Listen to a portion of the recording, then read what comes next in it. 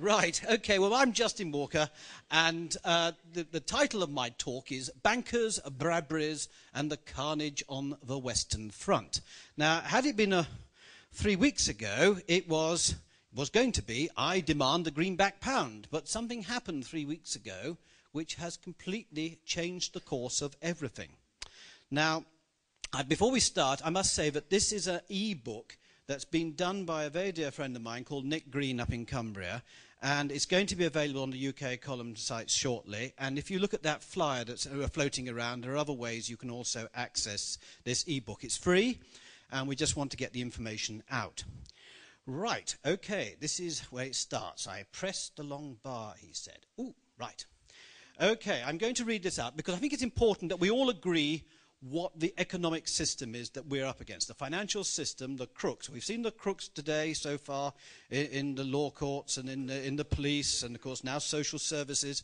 But the real crooks are the ones operating in the City of London, the banks and everywhere else, because they are the people who are guiding the whole picture, and they are the ones who develop the system. So, with the exception of a few thousand very powerful people, the entire world's population, all 7 billion of us, are trapped into a criminal debt-creating banking system that has taken hundreds of years to perfect and to come to fruition. God, I can't read that now.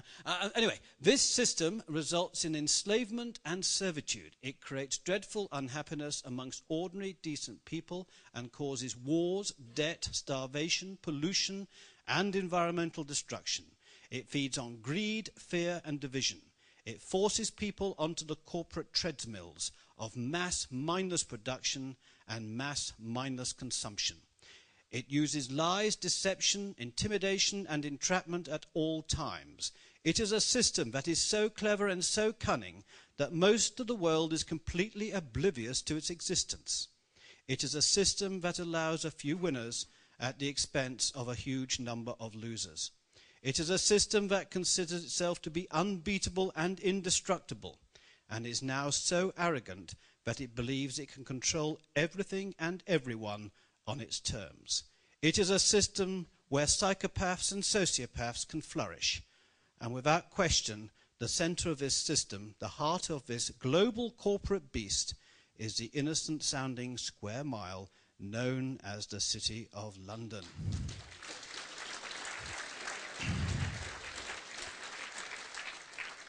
Put very simply, the banking dynasties, and by the way, that dynasties, have you noticed the word? It says dynasties. I think that's quite appropriate, really. Anyway, sorry, that's just an aside. Put very simply, the banking dynasties, such as the House of Rothschild, the Warburgs and the Rockefellers, control the political processes around the world to such an extent that their network of private central banks have the right to create money completely out of thin air and then charge interest on that nothingness. The polite term is fractional reserve lending, but in reality it is just simple fraud. The result is that the whole world is currently drowning in a sea of fraudulent debt. What is happening to all of us is criminal. However, there is a very simple solution that the banking dynasties do not want you to know about. Here we begin the letter. Right, we're going to start as if I was doing this 4 weeks ago because I got it all prepared. This is the greenback dollar. So we're just going to look at the greenback dollar very briefly. But here's our hero, Abraham Lincoln. And this is one of his best quotes. I have two enemies, the Southern Army in front of me and the financial institutions in the rear. Of the two, the one in the rear is my greatest foe.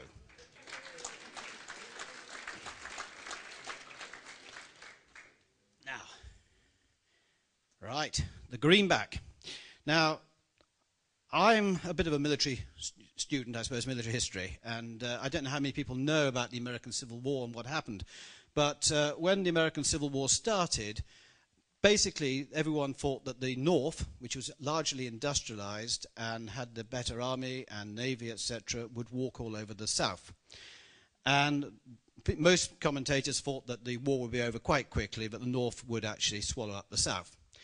What happened was you had the first Battle of Bull Run and another series of Confederate victories, And before long, Washington looked threatened, and the Union Army was in disarray. The Union generals had been out-generaled by the South, like General Lee and so forth.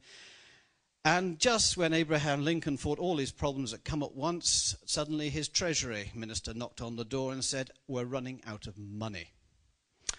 And so Abraham Lincoln thought, what the hell are we going to do? So the first thing you do, of course, you go to the bankers. And of course the bankers were the City of London, the Rothschilds, and he approached them, and they said yes, but it'll be between 24 and 36% interest. And of course, Abraham Lincoln knew if he basically went that way, even if he won the war, the American economy would be ruined and nothing would come of it. Anyway, there was a colonel in the Union Army who was also a businessman, and a very rare businessman. He was a businessman with proven integrity, and his name was Colonel Dick Taylor from Illinois. And he just got a meeting with Abraham Lincoln and said, "Look, mate, there's nothing whatsoever to stop you from creating money based on nothing more than the integrity of your government." Actually, when you look at it that way, when you look at our government, that's why I like to say based on the wealth of the nation and the integrity of the nation, because if you're based on the integrity of our politicians, I don't think there'd be enough there for a meal at McDonald's. Anyway, but Abraham Lincoln, in his document, Senate document number 23, page 91, 1865, after he gave the okay for the greenback dollar, he said this: "The government should create, issue, and circulate all the currency and credit needed to satisfy the spending power of the government and the buying power of consumers. The privilege of creating and issuing money is not only the supreme prerogative of government, but it is the government's greatest creative opportunity. By the adoption of these principles, the long-felt want for a uniform medium will be satisfied. The taxpayers will be saved immense sums of interest, discounts, and exchanges. The financing of all public enterprises, the maintenance of stable government, and ordered progress, and the conduct of the Treasury will become matters of practical administration. The people can and will be furnished with a currency as safe as their own government. Money will cease to be the master and become the servant of humanity." I love that. Money will cease to be the master and become the servant of humanity. Democracy will rise superior to the money power. Well, you can imagine what our friends in the City of London had to say. And sure enough, there was an extract in the Times of London dated 1865, and it said, "If that mischievous financial policy, which had its origin in the North American Republic, should become indurated down to a fixture, then that government will furnish its own money without cost. It will pay off debts and be without a debt. It will have all the money necessary to carry on its commerce. It will become prosperous beyond precedent in the history of the civilized governments of the world. The brains and the wealth of all countries will go to North America. That government must be destroyed, or it will destroy every monarchy on the globe." So I think that gives a rather big thumbs up to the greenback dollar. So basically, I sort of thought, well, why not a greenback pound? Common sense. And about 3 weeks ago, the phone went. Now, I have to be careful here because I can't go into all the details because it involves a family member. But anyway, but I will just tell you this. I am pretty certain that the phone call the message came from somebody who was an insider in the Bank of England. And the chap who gave me the message said, "You won't be able to trace this call." I tried 1471, nothing. I'm very naive, you know. But he said, "Bradbury." And I said, "Well, can I get a pen and paper?" Do you know how it is? Is it, I don't know what it is, but any phone you've got, pen and paper, that's where you should, in case somebody rings up with an emergency. Did I have a pen? Did I have a paper? No. So I kept this poor bugger, hanging around. Eventually got it, wrote down Bradbury. And he said, "Good, do your research." And with that, the phone call disappeared. So I did. I looked up Bradbury. I got someone who started Star Trek. Was it Star Trek or something? Someone called Bradbury or something? I got onto science fiction. I thought, bloody hell, this is going to be a bit hard. This is going to be a hard one to sell to the British Constitution Group. Martian dollars. So I was getting a bit worried by this time. And then I came across a guy called Thomas Johnston. How many in this room have heard of Thomas Johnston? Show off. No, he really is a rather nice politician. He was a socialist MP in the 1930s, and his main claim to fame is that he basically organised the hydroelectric schemes up in Scotland. He was the father of those. And he really did so. He looked as though he's really doing a lot for his people up in Scotland. Anyway, he wrote a book called The Financiers and the Nation by the Right Honourable Thomas Johnston, Privy Councillor, ex-Lord Privy Seal. And as I say, it was written in 1934. So let's go to the next slide. And now, the British version of the debt-free greenback. I welcome you to the Bradbury. Now, forgive me if I appear to read, but I think it's important I do read this, and I'll read it slowly because it really does sum the whole thing up. And this is from his book, Chapter 6, and you can get it online, this book. As I said, The Financiers and the Nation. And Chapter 6 is entitled Usury on the Great War. When the whistle blew for the start of the Great War in August 1914, the Bank of England possessed only 9 million sterling of gold reserve. And, as the Bank of England was the banker's bank, this sum constituted the effective reserve of all the other banking institutions in Great Britain. Private enterprise banking, thus being on the verge of collapse, the government, Mr. Lloyd George at the time was Chancellor of the Exchequer, hurriedly declared a moratorium, i.e., it authorised the banks not to pay out, which in any event the banks could not do, and it extended the August bank holiday for another 3 days. During these 3 days, and during that time they had the Currency and Notes Act of 6th of August 1914, so I'll carry on. And during these 3 days, when the banks and stock exchanges were closed, the bankers held anxious negotiation with the Chancellor of the Exchequer. And one of them has placed upon record the fact that he, Mr. Lloyd George, did everything that we asked him to do. When the banks reopened, the public discovered that instead of getting their money back in gold, they were paid in a new legal tender of Treasury notes, the £1 notes in black and the 10-shilling notes in red colours. This new currency had been issued by the state, was backed by the credit of the state, and was issued to the banks to prevent the banks from utter collapse.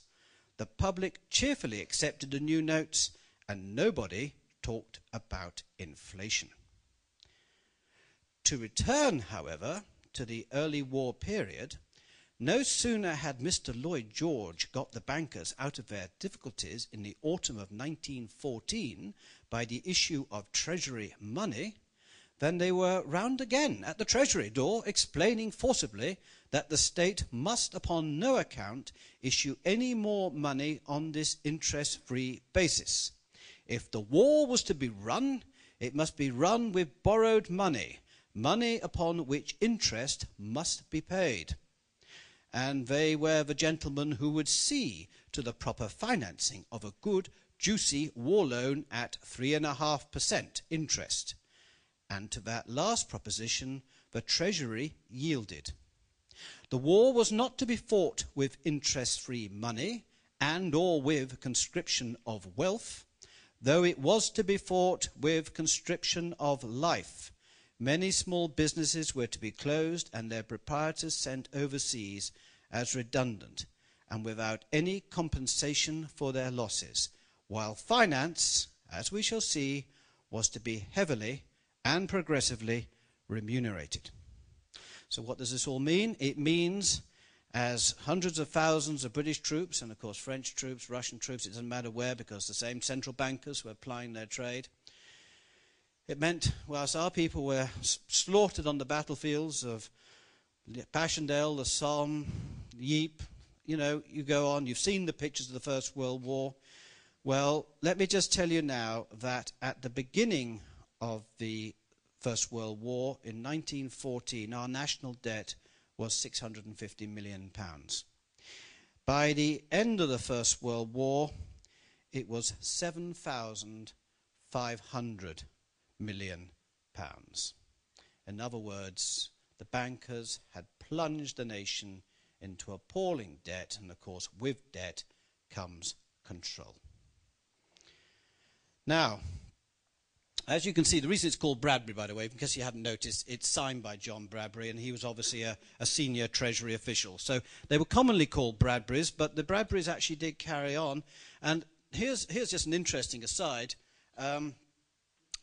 Nick Green, who did all the work for me, doing all this IT stuff, his father passed away very recently, and in one of his drawers, Nick came across this note and was very excited, and it turns out to be a latter-day Bradbury. It's one dating, we think, from about 1923, 24, something like that, but the Bradburys were still issued on a much smaller scale, right up to, I think, about 1927, something like that. But here's the interesting bit.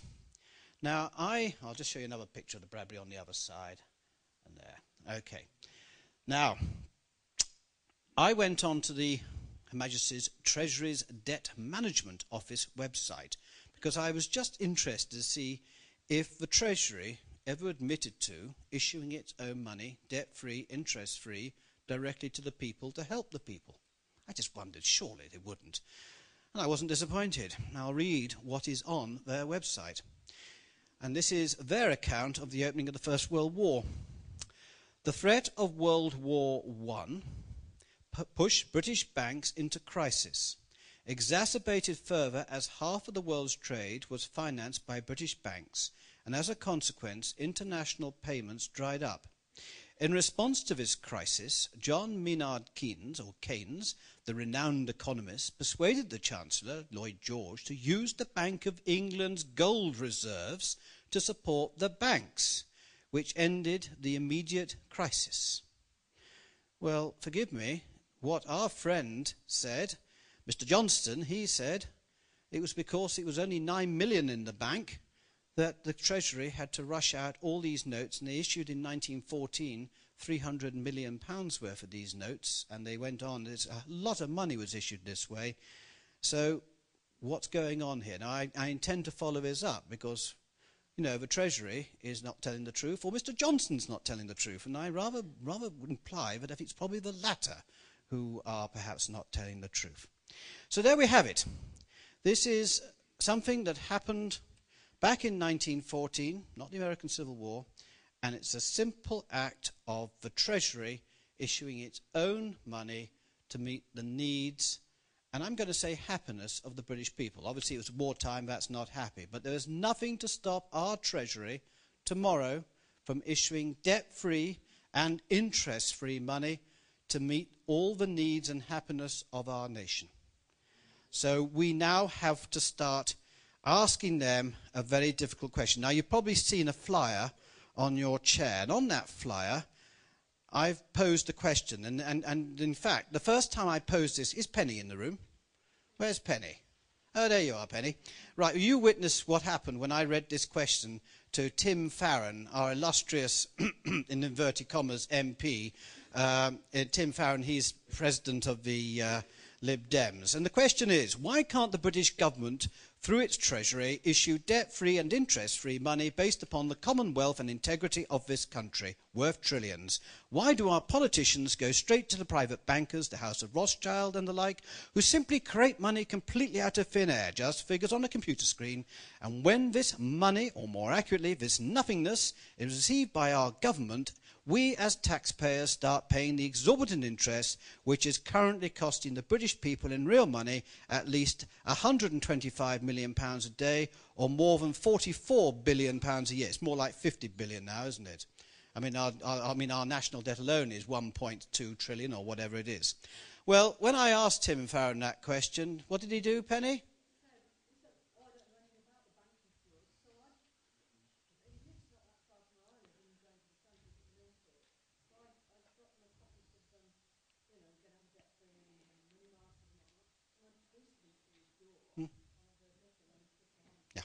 The truth is, the politicians don't want to know because they're scared, because they know this is the silver bullet that will save the nation's economy. Now, what I've said here In 1914, we saw the Bradbury. 2014 will be the 100th anniversary of the Bradbury. And this is something perhaps to really focus our attention on putting real pressure on the politicians and the media to say, why can't the Treasury issue Treasury notes for the benefit of all of us? We can get rid of our deficit and everything else. And I'd just like to say this, we're going to work carefully with Lawful Bank, because Lawful Bank is empowering people at the grassroots. This is to show our politicians what they can do to save our country by one simple action. Now, I'm not an economist, but so far I've not found an economist who dare take me on with this, but I have a whole feeling.